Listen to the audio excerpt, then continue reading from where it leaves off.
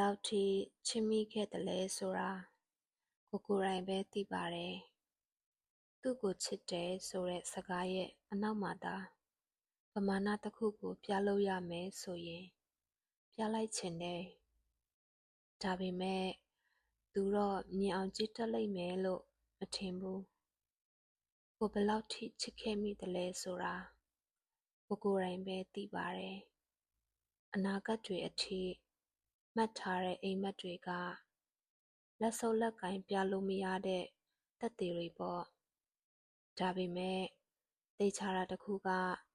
ဘဝတစ်ခုလုံးနဲ့ရင်ပြီးချစ်ခဲ့မိတာပါ။ဒါလို့ရင်သူမကြိုက်ဘူးထင်တယ်ဆိုပြီးကိုနှစ်သက်တဲ့အရာတွေကိုစွန့်လွတ်ခဲ့တာမှအများကြီးပဲ။သူနဲ့တနေ့နီးကြရင်ဆိုပြီးကိုပြုတ်ပြင်ပေးခဲ့တာတွေလည်းအများကြီးပါပဲ။သူများတွေလိုမပြောပြတတ်ခဲ့လို့ပါ။တနေ့ကြရင်ဆိုပြီးမခဲ့ရတဲ့အိမ်မက်တွေမှအများကြီးပေါ့။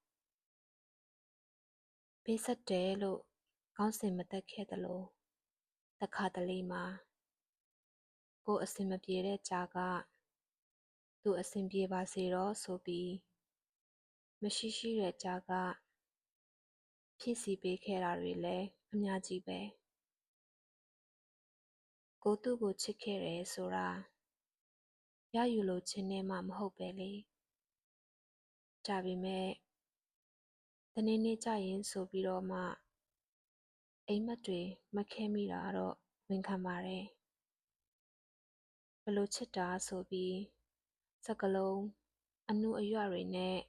ချွတ်ချွဲ့နွဲ့နွဲ့ချင်းမပြတ်တက်ခဲ့ယုံပါလက်တွေ့ကြတော့မင်းကိုချစ်ပြခဲ့ပါတယ်ပြီးတော့